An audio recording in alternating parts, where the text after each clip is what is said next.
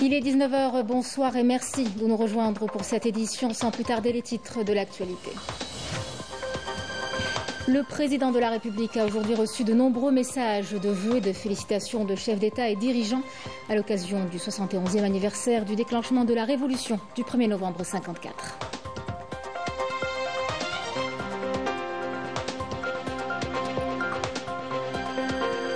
Les travaux de la réunion ministérielle du mécanisme tripartite des pays voisins sur la Libye ont été sanctionnés par un communiqué final. Il rappelle l'importance du principe d'appropriation et de conduite par les Libyens du processus de règlement politique de la crise.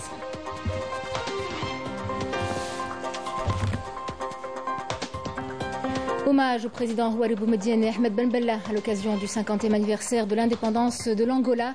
Un pays qui s'est inspiré de la révolution algérienne. L'Algérie qui a de tout temps offert et soutenu ceux qui luttent pour la liberté.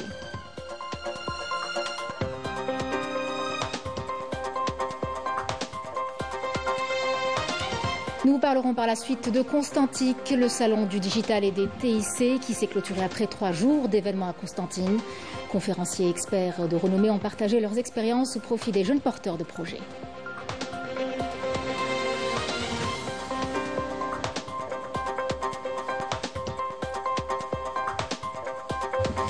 Au Maroc, la grogne sociale prend de l'ampleur. Les citoyens dénoncent les violations des droits de l'homme par le Merzen. Les voix critiques sont de plus en plus isolées et poursuivies. Les témoignages sont nombreux.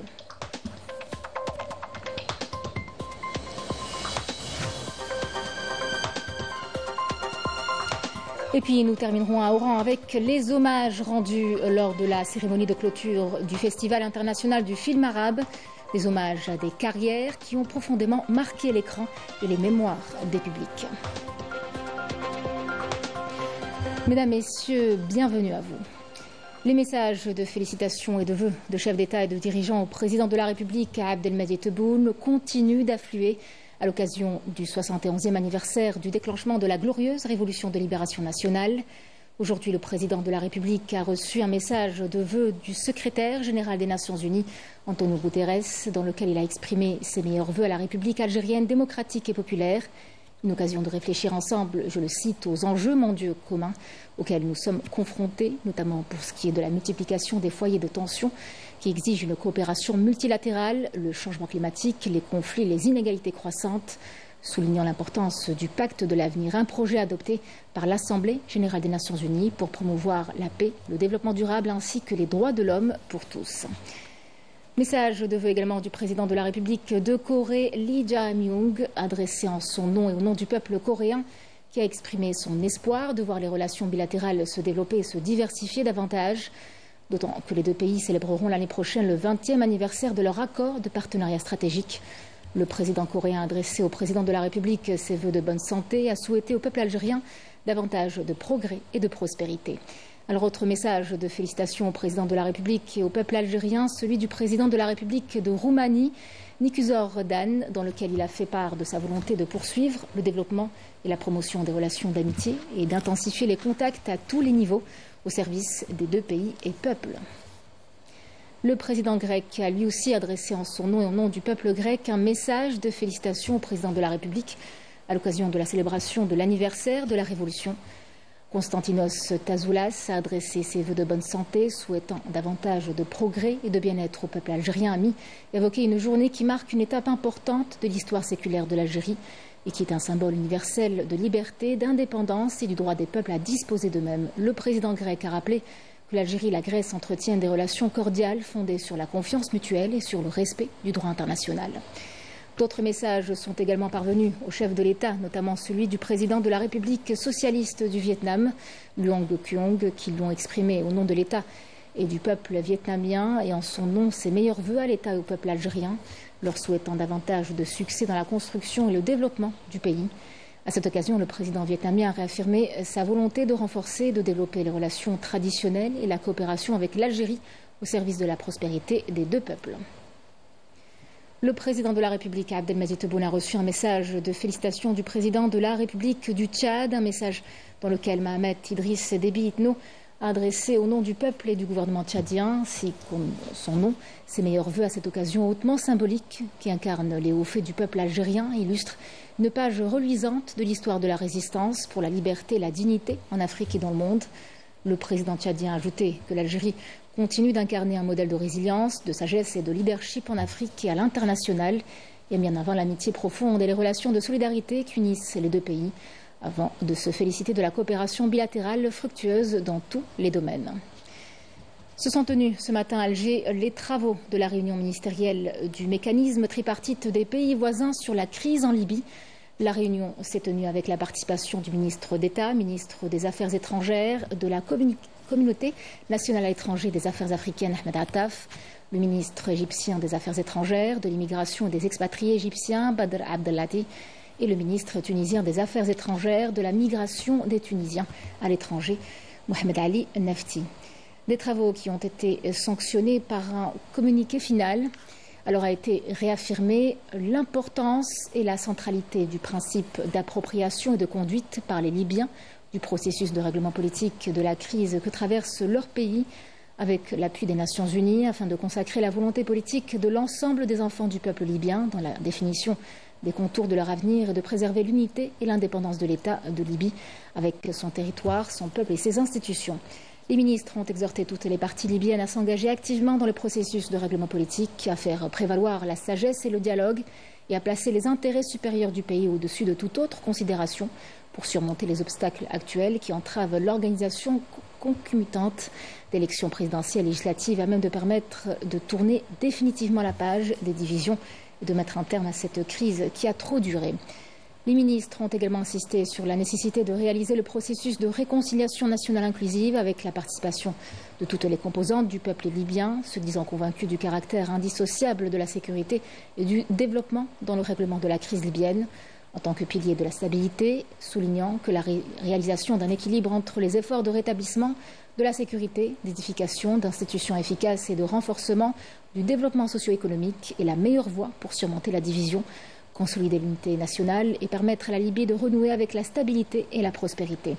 Les ministres ont également souligné l'importance de poursuivre la coordination entre les trois pays et les Nations Unies concernant les développements sur la scène libyenne pour faire avancer le processus politique, précisant que toute initiative dans l'intérêt du peuple libyen doit être menée en coordination avec l'Organisation des Nations Unies, la Ligue arabe ainsi que l'Union africaine.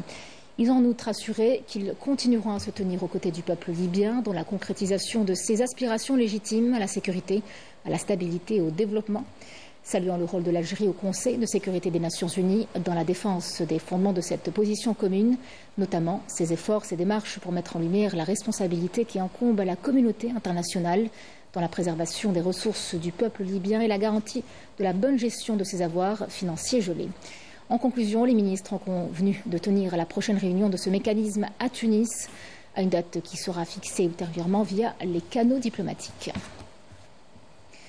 Le ministre de l'Intérieur, des collectivités locales et des Transports, Saïd Sayoud, a installé aujourd'hui Houria Agoun dans ses nouvelles fonctions de nouveau wali de Bouira, en remplacement d'Abdelkarim Al-Amouri, muté au même poste à Annaba, en application du mouvement partiel opéré dernièrement par le président de la République au sein du corps des walis ou walis délégués. La cérémonie d'installation s'est déroulée au siège de la wilaya en présence des autorités locales, civiles et militaires, des élus, des membres de la famille révolutionnaire et des représentants de la société civile. Dans son intervention, le ministre a invité le nouveau wali de Bouira à honorer la confiance que le président de la République a placée en elle et à œuvrer à accomplir sa mission avec loyauté et sincérité, et à veiller avec toute responsabilité à concrétiser le développement local et améliorer le cadre de vie des citoyens de cette wilaya, conformément aux orientations des pouvoirs publics sur la gestion des affaires locales.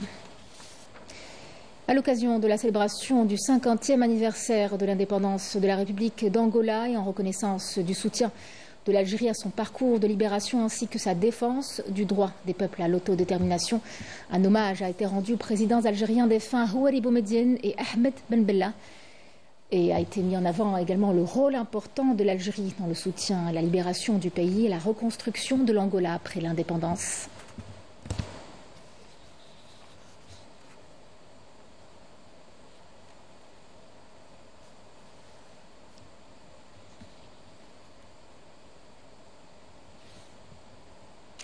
Alors justement, cette histoire, notre histoire, a rayonné bien au-delà de nos frontières, parce qu'à travers sa révolution, l'Algérie a inspiré d'autres peuples en quête de liberté. Dès son indépendance, elle a offert son soutien et fait entendre sa voix aux côtés de ceux qui luttaient encore. Une solidarité devenue une marque de son identité et qui continue aujourd'hui encore à guider sa diplomatie. Le récit avec Walid Yousfi. Depuis ses premières heures de lutte, l'Algérie a choisi son camp, celui des peuples qui se battent pour leur indépendance. En plein cœur de la guerre de libération, l'Algérie porte déjà haut l'éclat de sa révolution. Après 1962, le jeune État indépendant s'impose comme un bastion soutenant les peuples opprimés. De l'Angola au Mozambique, en passant par le Zimbabwe, le Niger ou la Namibie, Alger devient la capitale de la liberté. La révolution algérienne est devenue le moment charnière, le moment à la fois important et symbolique qui a propulsé en quelque sorte l'idée de lutte pour la libération nationale des peuples afro-asiatiques et très certainement accéléré le processus d'indépendance qui allait se développer partout en Afrique à partir justement de cette révolution algérienne et qui allait aussi toucher le monde arabe avec la lutte contre le sionisme, en donnant à cette lutte contre le sionisme un arrière stratégique qu'allait représenter l'Algérie. Très vite, cette lutte de libération nationale va passer du statut de l'espoir au statut de catalyseur. À travers son indépendance, l'Algérie a insufflé un esprit de combat dans le cœur des peuples qui souhaitaient décrocher leur indépendance. En ce temps-là, plusieurs pays étaient colonisés par la France, l'Angleterre ou autres.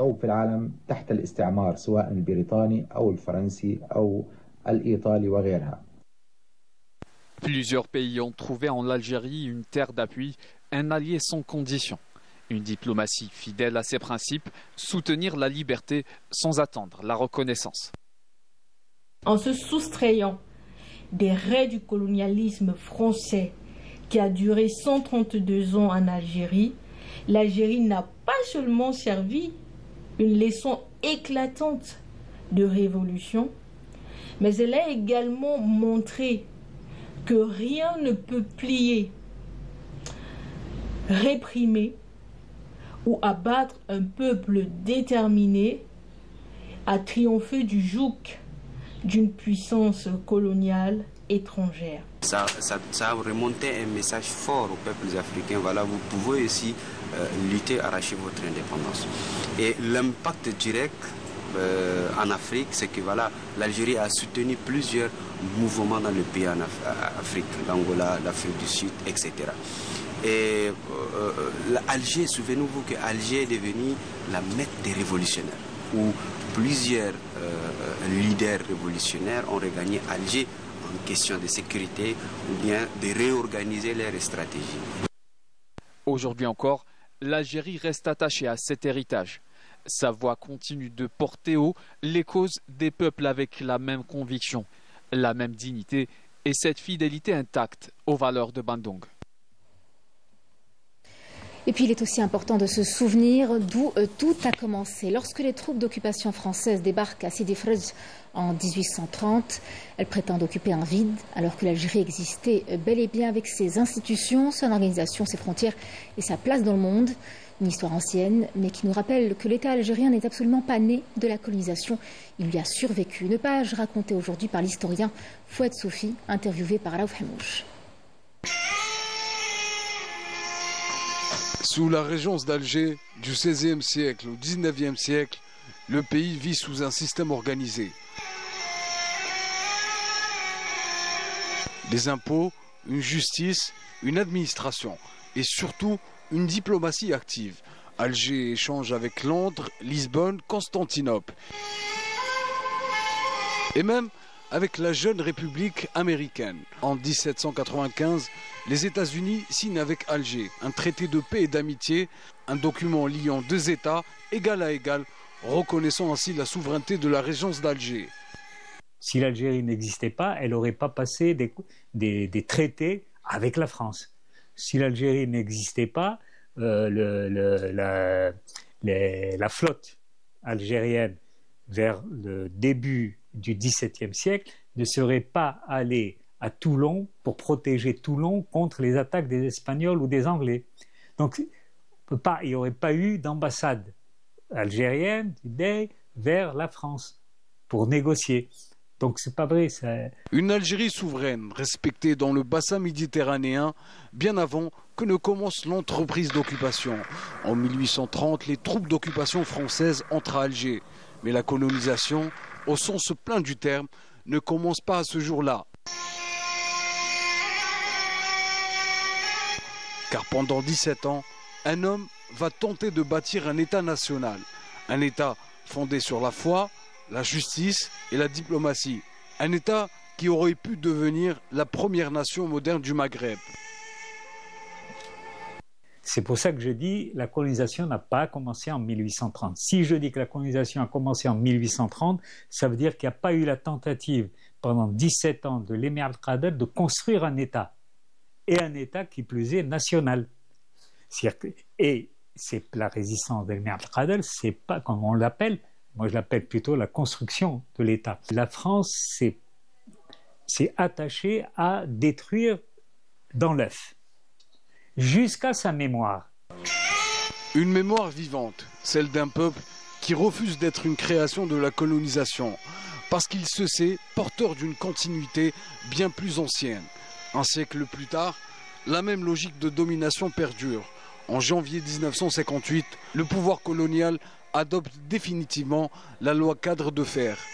2 ans après avoir été votée, une loi qui visait à morceler le territoire algérien en 6 régions autonomes, des entités sans lien entre elles, un démembrement administratif pour effacer l'idée même de la nation. Cette loi cadre devait diviser l'Algérie indépendamment des territoires du Sud, qui eux, on va leur créer autre chose, en 6 territoires autonomes. En 6 territoires autonomes. C'est-à-dire qu'il n'y a plus de relation entre Tlemcen et Oran, entre Oran et Chlef, entre Chlef et Alger, entre Alger et Constantine et Annaba. Plus de relation. Cette politique de division va échouer. Une manœuvre politique vouée à l'échec, car déjà, la révolution du 1er novembre parlait d'une seule voix, celle d'un peuple uni, debout et conscient de son histoire. Aujourd'hui, 1er novembre, l'Algérie se souvient. Elle se souvient qu'elle ne doit pas son existence à la colonisation, mais à des siècles d'histoire, de résistance et de dignité. L'Algérie a existé bien avant 1830. Elle a résisté pendant 132 ans et elle continue chaque jour à écrire sa propre histoire. Ouverture du Salon international de la pêche et de l'agriculture, présidé par le ministre de l'Agriculture, du Développement rural et de la pêche, aux côtés de son homologue du Sultanat d'Oman.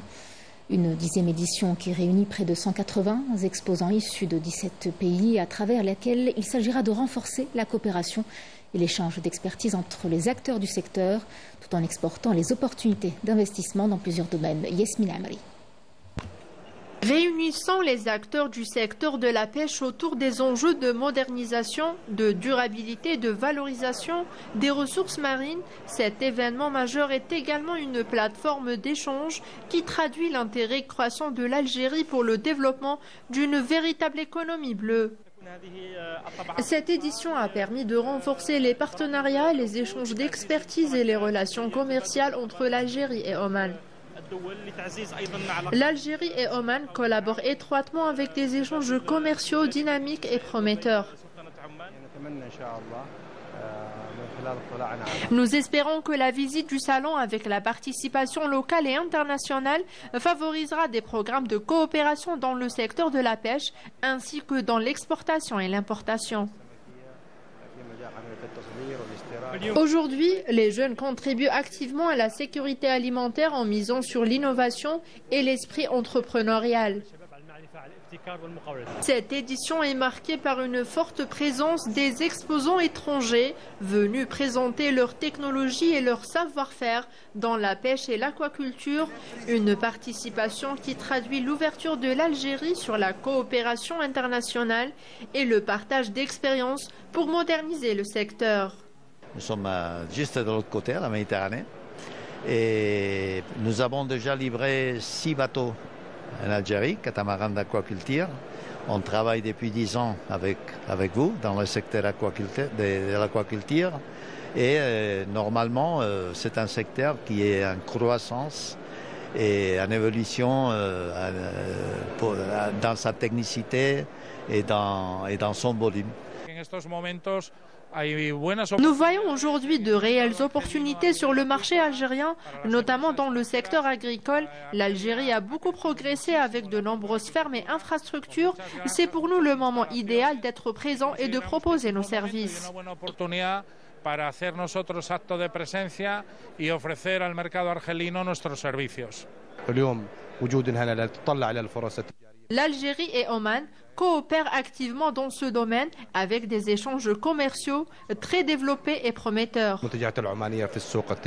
Entre innovation, coopération et durabilité, le Salon international de la pêche et de l'aquaculture d'Oran s'impose comme un rendez-vous stratégique pour le développement du secteur halieutique en Algérie.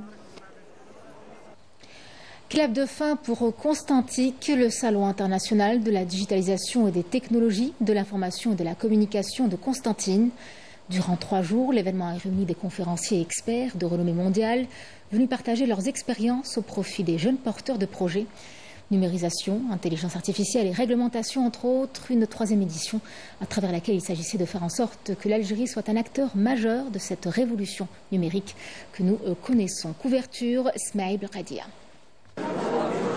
La 3e édition de Constantic, salon international dédié à la digitalisation des TIC, était l'occasion pour les participants de faire le point sur la dynamique engagée pour une économie numérique compétitive au niveau international. Je remercie beaucoup l'organisateur qui m'a donné l'occasion d'organiser moi-même l'architecture des panels. En fait, les panels, on les construit comme un puzzle. Qu'est-ce qu'on a besoin et comment on peut impacter ceux qui vont nous visiter. Premièrement, les gens qui nous visitent aimeraient bien savoir de quoi on parle. C'est quoi l'impact de l'intelligence artificielle? C'est quoi l'impact de la réglementation? C'est super important. Et aussi, on a parlé du côté investissement. C'est un peu là où l'État de l'Algérie est en train de faire des efforts pour mettre des mécanismes réglementaires pour faciliter l'investissement. Nous avons eu une conférence sur l'intelligence artificielle et le rôle de l'Algérie dans le développement de l'intelligence artificielle. Il y a eu un panel concernant les startups, le financement des startups, les fonds d'investissement. Donc des sujets très intéressants. Et je vois dans la salle énormément de jeunes qui sont très attirés par ces discours. Nous avons des exposants aussi qui montrent des choses très intéressantes. Donc globalement, vraiment un salon qualitatif. Le salon a offert l'opportunité à de jeunes étudiants de mettre en avant leurs projets innovants. درنا دراسات مع المديري التجارة عطاونا المعايير العالمية تاع شاك 3 تيب دو فيوند حطيناهم كوم داتا في الابليكاسيون موبيل تاعنا هي تروح دير لنا الكومباريزون وتعطينا الريزولتا تاع ليتا تاع شاك فيوند سور بلاس. المشروع يتحدث على الديتكسيون بريكوس على لي دو مالادي تاع لا نيوروباثي ديابيتيك الى سلا. دونك البروجي هذا فيه دي كابتور اللي وين يبعثوا لابليكاسيون بعد لابليكاسيون اترافير لو موديل تاع ليا راح يدير لا ديتكسيون بريكوس بوكو بليس. هذا الموديل يوتيليزيوه لي ديابيتيك باسكو عنده علاقه بزاف مع الدوري ديابيت. كل ما تزيد الدوري كل ما هو حيكون بون. هذا لو غون حيكون ديسپونيبل في لي فارماسي في الزوبيتو باش يساعد على اسمها لا ديتكسيون باش نيفيتيو d'autres problèmes. On a travaillé sur le développement d'un biocapteur à surveillance cardiaque pour faciliter le diagnostic aux médecins. On a travaillé sur le développement des patchs pour le traitement des brûlures. Aussi, on a travaillé dans le domaine de l'agroalimentaire et le recyclage, le développement d'une application Green Cycle. Rendez-vous annuel, Constantic est devenu un espace d'échange par excellence pour le développement d'éthique à l'est du pays. Et justement, à propos d'innovation et de porteurs de projets, une start-up à Tiaret retient l'attention dans le secteur agricole. Biofertech, elle mise sur les technologies les plus avancées pour moderniser les moyens de production. Grâce aux images satellitaires et à des outils de précision, elle accompagne l'extension des surfaces cultivées, l'enrichissement des sols et l'amélioration du rendement. Une nouvelle approche pour renforcer la souveraineté alimentaire du pays. Maïs Al-Bouhala. Portée par une vision ambitieuse, cette start-up se donne pour objectif d'augmenter les rendements agricoles et d'élargir les superficies cultivées en s'appuyant sur les dernières technologies. Elle propose ainsi des solutions innovantes aux agriculteurs pour faire face notamment aux défis imposés par le changement climatique. Des amendements de sol beaucoup plus minéraux, mais organiques. L'entreprise œuvre à régénérer les sols appauvris en combinant irrigation, apport en nutriments et simulation biologique au CO2 pour améliorer la fertilité et la production agricole. Les sols agricoles. Face à l'irrégularité de la pluviométrie, il devient impératif d'adopter des technologies modernes pour mieux gérer la production. L'Algérie dispose d'experts compétents capables d'accompagner cette transition. La fertilisation des sols et l'adoption de l'agriculture de précision, appuyée par l'utilisation d'images satellites pour optimiser la production, témoignent de l'implication croissante de la jeunesse dans la modernisation du secteur agricole. L'agriculteur remet ses analyses à la chambre d'agriculture et reçoit un accompagnement pour améliorer son rendement. الغرفة الفلاحية ويدي النتائج تاعه وتكون فعالية في المردود إن شاء الله. تطوير هذه الحلول on a fait la jonction بين les technologies du remote sensing. L'entreprise s'appuie sur l'agriculture de précision grâce à la télédétection, l'imagerie satellitaire et l'Internet des objets pour réduire les intrants et améliorer la productivité. Cependant, le développement de sa filière industrielle nécessite des espaces fonciers adaptés, différents des zones d'activité classiques. On a des broyeurs, des granuleuses, des concasseurs, etc. Guidée par une vision stratégique et avançant avec des assurés, cette entreprise émergente trace sa voie vers un horizon prometteur au service de la souveraineté alimentaire nationale. Dans l'actualité internationale, tournons-nous vers le Sahara occidental où les efforts de médiation se poursuivent autour d'une reprise des négociations. Écoutons l'émissaire de l'ONU pour le Sahara occidental, Staffan de Mistura.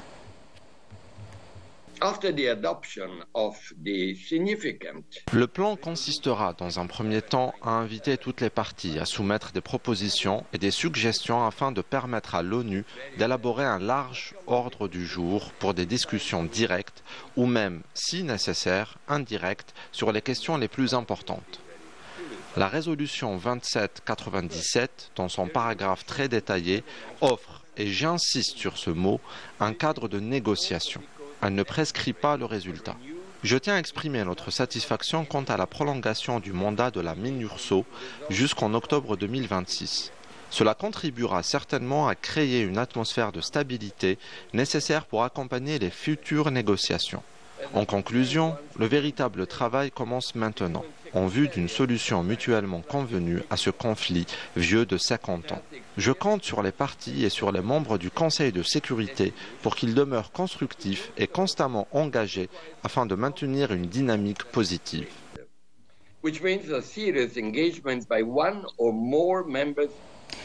Le magazine espagnol Mundo Negro rappelle que le droit du peuple sahraoui à l'autodétermination reste un principe fondamental et estime que son non-respect représente l'un des échecs majeurs de la justice internationale.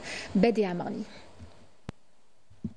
Le magazine espagnol Mundo Negro remet en lumière la question du Sahara occidental. Dans son dernier numéro, il affirme que le droit du peuple sahraoui à l'autodétermination demeure le cœur de la question du Sahara occidental, précisant que ce droit est inaliénable et non négociable et le refus persistant de l'appliquer constitue un échec grave de la justice internationale. Dans l'éditorial de son numéro de novembre, le mensuel souligne que sa position constante sur cette question s'inscrit dans le respect des principes fondateurs des Nations Unies et dans le rejet des tentatives visant à effacer l'identité d'un peuple qui lutte depuis un demi-siècle pour recouvrer sa liberté et son indépendance. Le magazine rappelle aussi l'attachement du peuple sahraoui à l'organisation d'un référendum d'autodétermination promis depuis longtemps mais jamais réalisé en notant que la Cour internationale de justice avait confirmé en 1975 l'absence de tout lien de souveraineté entre le Sahara occidental et le Maroc, consacrant ainsi la nature coloniale du conflit.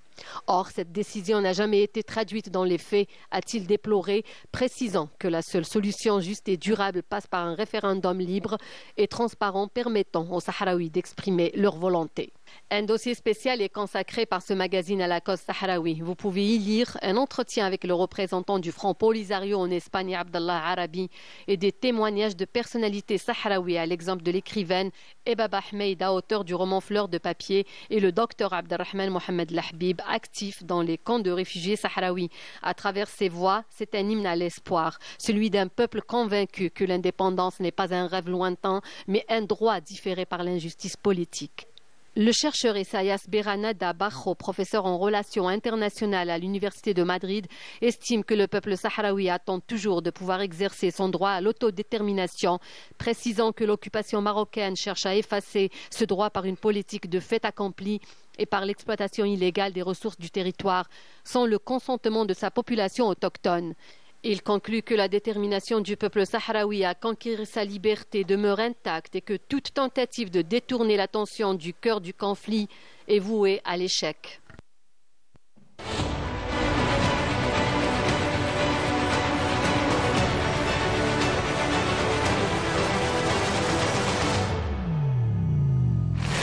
Au Maroc, la colère prend de l'ampleur et le quotidien devient de plus en plus lourd pour une partie de la population. Des familles racontent des nuits passées dehors après la destruction soudaine de leur maison. D'autres décrivent des pressions et des intimidations. Beaucoup disent ne plus savoir comment protéger leurs enfants ni comment tenir face à la cherté de la vie. Les voix critiques, elles, sont de plus en plus isolées, même poursuivies. Badé Amrani. C'est toujours la grogne sociale au Maroc. Les citoyens continuent à descendre dans la rue pour dénoncer les violations des droits de l'homme par le système du Marzan. Les protestations contre la cherté de la vie, les arrestations arbitraires ou les démolitions des logements sont devenues le lot quotidien des Marocains. Au moment où les voix sont muselées, les militants des droits de l'homme jetés en prison, les citoyens font encore face à la démolition de leurs habitations, situation qu'ils qualifient d'injuste et de brutale. Ils sont venus et ils m'ont dit « Nous sommes le pouvoir, je démolis et je fais ce que je veux ».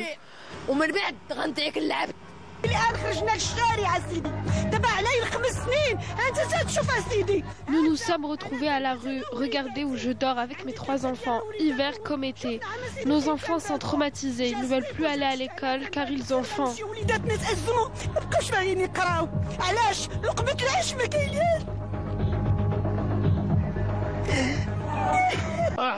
Ce qui se passe au Maroc est honteux. Nous avons un beau pays, mais ce gouvernement des affaires sert ses propres intérêts au détriment du peuple qui fait face aux augmentations des prix.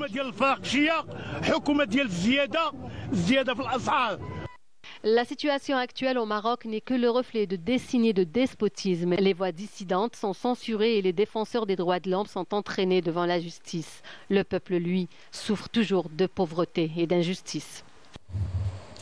Revenons à présent au pays où le Salon international du livre d'Alger met cette année le patrimoine algérien au premier plan.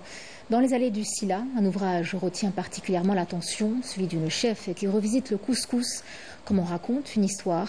Elle parle surtout d'un lien qui unit les Algériens ici et ailleurs, un besoin de transmettre et de préserver, que l'on retrouve chez de nombreux auteurs et éditeurs. Un reportage de Milad Hennin. Au Salon international du livre d'Alger, le patrimoine algérien est à l'honneur. Parmi les ouvrages phares, le couscous Racines et couleurs d'Algérie de la chef Yasmina Sellem, qui célèbre un plat emblématique à travers plus de 140 recettes régionales.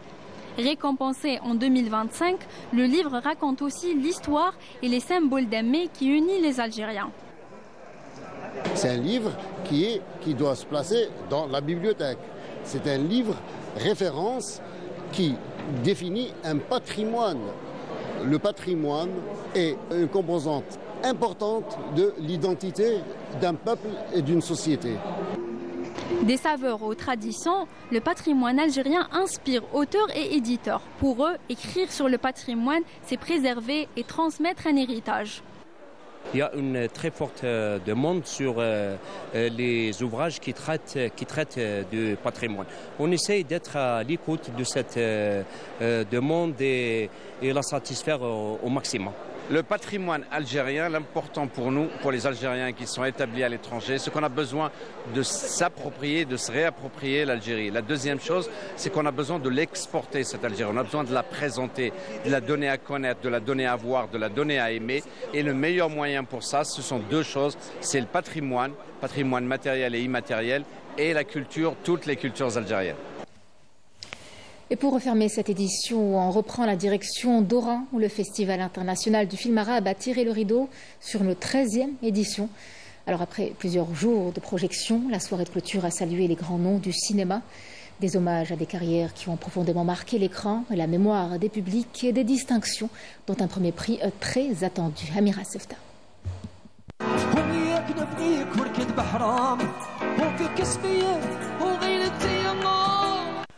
Dans un souffle de distinction et d'authenticité, et après une semaine de projection où plus de 30 œuvres se sont affrontées, le rideau est tombé sur la 13e édition du Festival international du film arabe d'Oran, lors d'une soirée cinématographique marquante qui a su rendre à l'écran son éclat et à l'art son sens profond.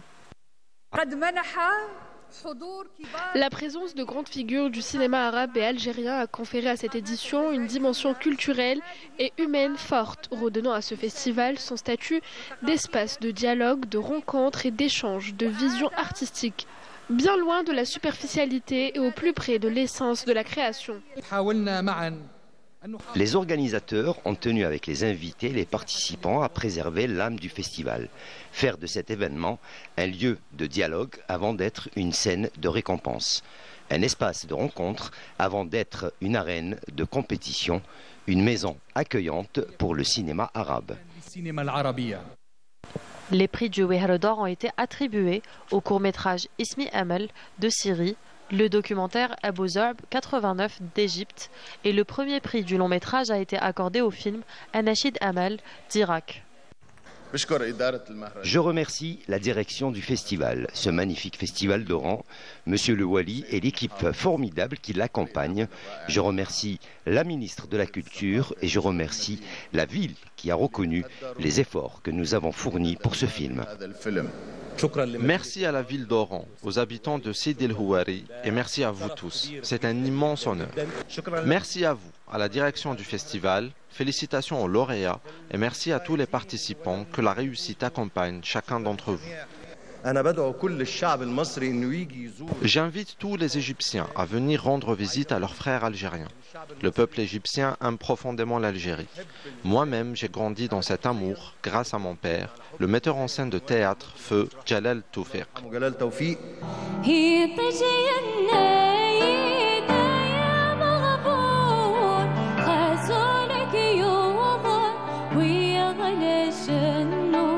En reconnaissance de leur carrière remarquable et de leur contribution cinématographique significative, le grand acteur Sid Ahmed Agoum, l'acteur égyptien Yasser Jalal ainsi que l'acteur jordanien Monder Riyahna ont été honorés lors de cette cérémonie de clôture du Festival d'Oran qui a démontré que l'Algérie demeure une terre de cinéma et un pont vivant reliant les créateurs arabes. Voilà qui clôture ce journal. Je vous remercie de l'avoir suivi. Je vous souhaite une bonne soirée avec la suite de nos programmes et à demain à 19h.